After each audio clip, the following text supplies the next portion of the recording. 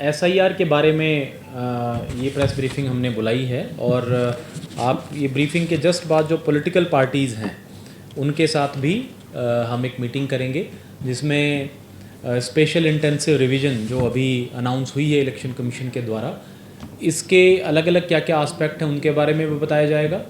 और अगर political parties की या उनके रिप्रेजेंटेटिव्स की कोई क्वेरीज़ हैं उनको भी हम आंसर करेंगे।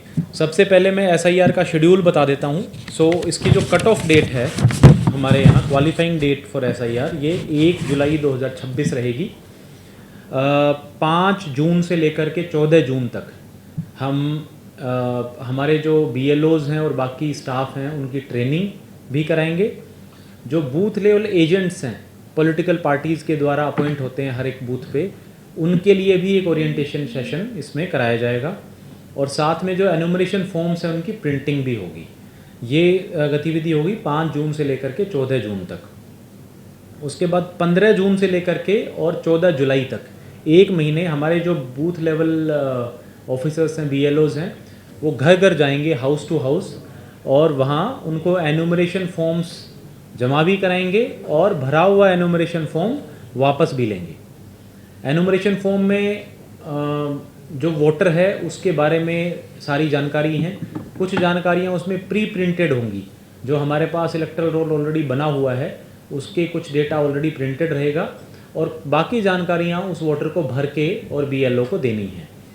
इन केस अगर वो वोटर वहाँ पे उस घर पे नहीं मिलता है अपने घर पे, तो बीएलओ जो है वो एनुमरेशन फॉर्म को उसके अंडर द डोर भी स्लिप करके आ सकता है और उसको कम से कम 3 विजिट्स बीएलओ को कहा गया है कि वो उस घर पे करेगा।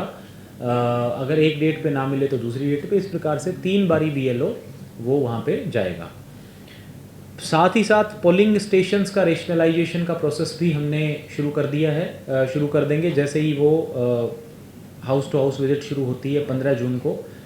उसमें ये ध्यान रखा जाएगा कि 1200 से ज़्यादा वोटर्स एक पोलिंग स्टेशन पे ना हो और कोई भी पोलिंग स्टेशन किसी भी वोटर से 2 किलोमीटर से ज़्यादा दूरी पे ना हो।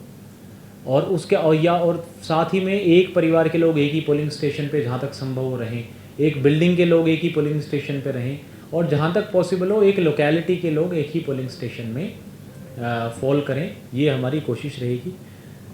जैसे ही एनुमरेशन फॉर्म्स फिल होके हमें मिलते हैं तो 21 जुलाई को ड्राफ्ट इलेक्टरल रोल हम पब्लिश करेंगे और वो जो ड्राफ्ट रोल है उसकी कॉपी पॉलिटिकल पार्टीज़ को भी दी जाएगी और वेबसाइट्स पे और जो प्रोमिनेंट प्लेसेस हैं वहाँ पे उसकी कॉपी पेस्ट भी की जाएगी, चस्पा भी की जाएगी।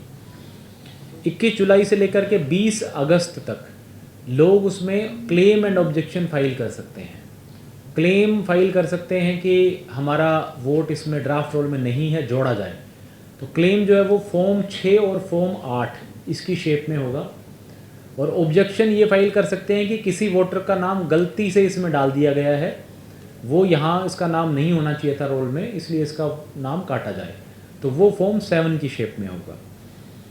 उसके बाद जो है 18 सितंबर तक इन क्लेम्स एंड ऑब्जेक्शंस को डिस्पोजल किया जाएगा AEROs के द्वारा और उसके बाद 22 सितंबर को final publication of electoral roll होगा। अगर कोई AERO या ERO के फैसले से सहमत नहीं है तो उसको 2 अपील करने का अधिकार है। पहला अपील वो डिस्ट्रिक्ट मजिस्ट्रेट के पास यानी मेरे पास कर सकता है और उसके बाद सेकंड अपील वो CEO चीफ इलेक्टरल ऑफिसर के पास लाई करती है, वहाँ अपील वो डाल सकता है। तो ये हमारी मुख्य टाइमलाइन रहेंगी। जो एसआईआर के लीगल एस्पेक्ट्स हैं मैं उसके बारे में बताना चाहूँगा। आप लोगों को मालूम है कि समय समय पे special intensive revisions election commission के द्वारा अनाउंस की जाती रही हैं। तो जो इंडियन कॉन्स्टिट्यूशन है उसकी धारा 324, 25 और 26, साथ ही रिप्रेजेंटेशन ऑफ पीपल एक्ट 1950 उसके प्रावधानों के ज़रिए इनके तहत एसआईआर गतिविधि जो है वो समय समय पे की जाती रही है। पिछली बारी चंडीगढ़ में 1 जनवरी 2002 को एसआईआर की गतिविधि की गई थी। इसमें हर स्टेप पे ये इंश्योर किया गया है कि पॉलिटिकल पार्टीज़ का और जनप्रतिनिधियों का को लूप में रखा जाए। तो इसलिए जब जब भी कोई भी एक्टिविटी या कोई भी स्टेप इसका आएगा तो उसमें ERO के द्वारा, DEO के द्वारा और CEO के द्वारा समय समय पे पॉलिटिकल पार्टीज़ के जो एजेंट्स हैं, जो उनके प्रतिनिधि हैं, उनके साथ बैठक की जाएगी और उनको लिस्ट्स भी जो है शेयर की जाएंगी। अभी हमने प्री मैपिंग की एक्टिविटी कंप्लीट की है और उसमें लगभग 72% 72% हमारे वोटर्स मैप हो गए हैं। मैप से होने का मतलब ये है कि ये वो वोटर हैं 72% जिनका ट्रेस हम पिछली SIR जो 1 जनवरी 2002 को हुई थी उनसे लिंक कर पाए हैं। तो जब अब हम एनुमरेशन फॉर्म्स देंगे तो नेचुरल सी बात है कि ये 72% लोग जो है वो हमारे रोल में नेचुरली आएंगे ही आएंगे। जो बाकी लोग हैं उनमें हो सकता है कि किसी ने अपनी डेटा ना दिया हो, तो उनसे मेरी गुजारिश रहेगी कि एनुमरेशन फॉर्म जब आपको मिले तो उसको भर करके जमा कराएं। वो सभी लोग जो एनुमरेशन फॉर्म फिल करके और हमें जमा कराएंगे, जो टाइमलाइन मैंने आपको बताई थी उस टाइमलाइन तक, उन सब का नाम ड्राफ्ट रोल में पब्लिश किया जाएगा। उसके बाद उसमें वो नाम देखे जाएंगे जो एज़ पर नॉर्म्स जिनको नोटिस दिया जाना बनता है। नोटिस देने की जो वजह है वो ये है कि उन्होंने एक डिक्लेरेशन फॉर्म अगर नहीं फिल किया है, और डिक्लेरेशन फॉर्म में ये आता है कि या तो 2002 की SIR में आप खुद उस समय इलेक्टोरल रोल का पार्ट थे, या आपके रिलेटिव यानी आपके फादर, मदर, ग्रैंडफादर, उनमें से कोई उस इलेक्टोरल रोल का पार्ट था। अगर वो ये मेंशन कर देते हैं कि so and so electoral roll का पार्ट थे, या तो मैं खुद था या मेरे फादर, मदर, ग्रैंडफादर थे, तो उसको डिक्लेरेशन फॉर्म को ठीक माना जाएगा और उनको कोई नोटिस इशू नहीं होगा। बट अगर वो ये डेटा नहीं देते हैं तो उनको एक नोटिस इशू किया जाएगा जिसके एवज़ में उनको जवाब देना होगा, और जवाब देने के लिए उनको अपनी सिटीजनशिप जो है, नागरिकता, वो एस्टेब्लिश करनी होगी। उसके लिए टोटल 12 अलग अलग डॉक्यूमेंट्स हैं जो इलेक्शन कमीशन के द्वारा प्रेस्क्राइब किए गए हैं। इन डॉक्यूमेंट्स की लिस्ट हम आपसे शेयर भी कर लेंगे। सबसे जो प्रोमिनेंट डॉक्यूमेंट्स फॉर एग्जांपल इसमें हैं वो ये है कि अगर किसी भी गवर्नमेंट अथॉरिटी के द्वारा आपको कोई आई कार्ड इशू किया गया है, वो हो गया, बर्थ सर्टिफिकेट हो गया, पासपोर्ट हो गया, 10वीं का मैट्रिकुलेशन, 10वीं 12वीं के या ग्रेजुएशन के सर्टिफिकेट्स हो गए, कोई रेजिडेंस सर्टिफिकेट है, कास्ट सर्टिफिकेट है, कोई लैंड अलॉटमेंट का सर्टिफिकेट है, इस तरह की चीज़ें जो है वो इस तरह सिटीज़नशिप के प्रूफ के तौर पे और डेट ऑफ बर्थ के प्रूफ के तौर पे माना जाएगा। इसमें एक प्रावधान सिटीजनशिप एक्ट के तहत भी इंक्लूड किया गया है। अगर कोई भी वोटर 1987 से पहले का जिसका बर्थ है, उसको सिर्फ अपना खुद का डेट ऑफ बर्थ का प्रूफ देना है। अगर मान लीजिए वो SIR पिछली SIR में नहीं था तो मैं फिर से क्लैरिफाई कर देता हूँ कि जो लोग 2002 की SIR में खुद वोटर थे या उनके फैमिली मेम्बर में कोई भी वोटर थे, रिलेटिव्स में कोई वोटर थे, उनको कोई भी ना तो उनको नोटिस जाएगा ना ही उनको कोई क्लैरिफिकेशन देने की आवश्यकता है।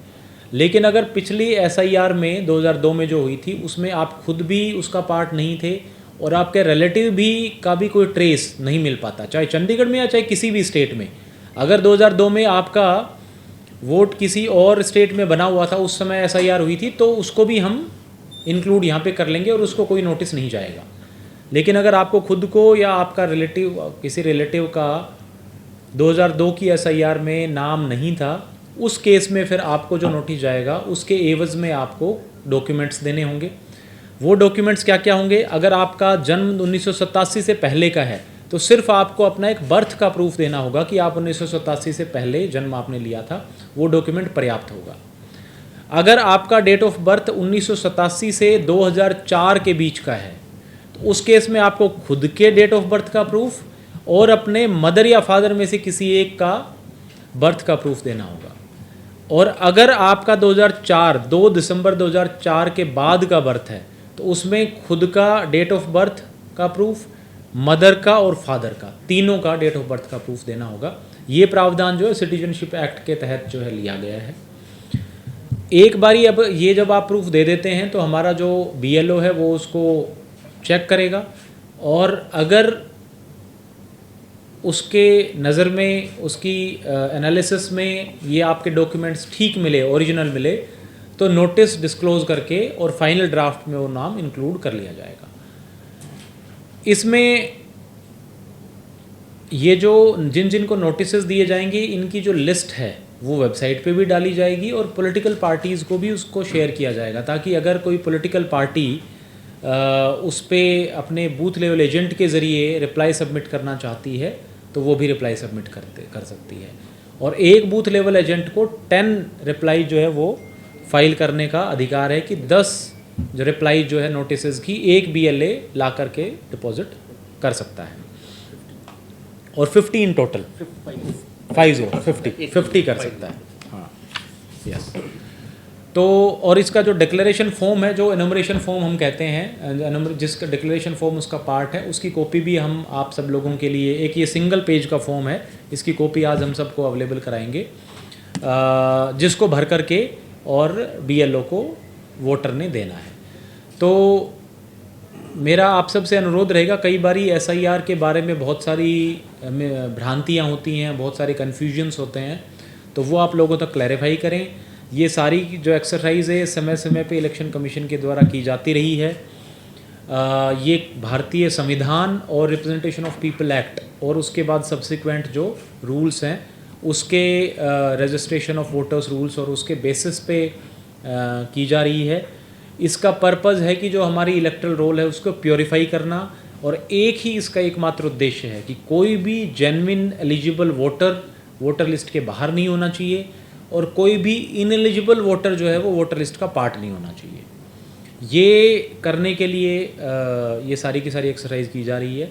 मैं मीडिया के सभी साथियों से भी और जो हमारे सारे सिटीजन्स हैं चंडीगढ़ के, जो वोटर्स हैं, उनसे रिक्वेस्ट करूंगा कि इस एक्टिविटी में पार्टिसिपेट करें, इसकी जो भावना है उसको प्रॉपर तरीके से समझें, और जब भी BLO आपके पास आता है एनुमरेशन फॉर्म लें, उसको फिल करके BLO को दे दें, ताकि हमारे लिए पूरी की पूरी एक्टिविटी करना आसान हो जाए। मीडिया के साथियों के कोई क्वेरीज या कोई सवाल होंगे तो I will be more than happy to answer. जी, तो उसमें कुछ नाम तो हमारे पास BLAs के पॉलिटिकल पार्टी से आ गए हैं। आज इस मीडिया ब्रीफिंग के बाद हमने पॉलिटिकल पार्टीज़ के साथ एक मीटिंग रखी हुई है, उसमें हम उनसे रिक्वेस्ट करेंगे कि जिन जिन बूथों पे उन्होंने बूथ लेवल एजेंट्स नहीं अपॉइंट किए हैं उसकी सूची भी हमें दे दें। BLA जो है वो BLO के साथ क्लोज कोऑर्डिनेशन में काम करता है, और अगर सभी पॉलिटिकल पार्टीज़ BLAs की अपॉइंट कर देंगी तो एक तरीके से जो हमारी डेमोक्रेटिक प्रोसेस है वो भी और भी ज़्यादा स्मूदन हो जाएगी। डीसी साहब, जो अभी इलेक्शन होने जा रहे हैं कारपोरेशन के, हम ये मान रहे हैं कि ये जो नया प्रोसेस है इसके तहत ही कॉरपोरेशन के लिए अलग इलेक्टरल रोल प्रिपेयर होती है, हालांकि बेस जो है वो यही इलेक्टरल रोल रहती है, स्टेट इलेक्शन कमीशन उसको तैयार करता है।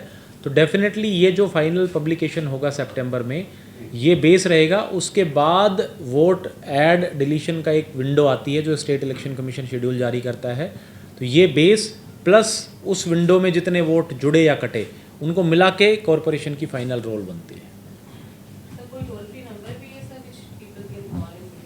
1950 जो हमारा इलेक्शन का हेल्पलाइन है, उस पर कोई भी कॉल करके और क्वेरीज ले सकता है। सर, ये जो फॉर्म है जो BLO देगा घर घर जाके, तो ये ऑनलाइन का भी होगा? जी बिल्कुल, आपने इट्स अ गुड क्वेरी, मैं उसको ब्रीफिंग में मिस कर गया। कोई भी हाउस होल्ड जो है वो फिज़िकल फॉर्म अगर ना भरना चाहे, ऑनलाइन फॉर्म भी फिल कर सकता है। तो एक तो ECI नेट मोबाइल एप्लीकेशन है उस पर, या voters.eci.gov.in इस पोर्टल पे वो फॉर्म डाउनलोड करके फिल करके सबमिट कर सकता है। अगर वो ऐसा करेगा तो जब हमारा BLO उसके घर जाएगा तो वो बस ऑनलाइन उस फॉर्म को देखेगा और उसको वेरीफाई कर देगा। तो ये एक ऑनलाइन प्रोसेस भी अवेलेबल है, और मैं बल्कि आप सब लोगों के ज़रिए सिटीज़न से अपील करूँगा कि इस ऑनलाइन मोड को जितना ज़्यादा हो सके प्रचारित भी करें और यूज़ भी करें, इस्तेमाल करें। सो 14th ऑफ, जैसे मैंने अभी बताया, 15th ऑफ जून से लेकर के 15th ऑफ जून से 14th जुलाई, 15 जून से 14 जुलाई, उस दौरान ही BLO वहाँ पे जाएगा और फॉर्म देगा और भर के वापस लेगा, और उस दौरान ही आप ऑनलाइन भी भर सकते हो। 1 महीने का टाइम है। उसके बाद 1 महीना पब्लिकेशन के बाद क्लेम एंड ऑब्जेक्शन के लिए है।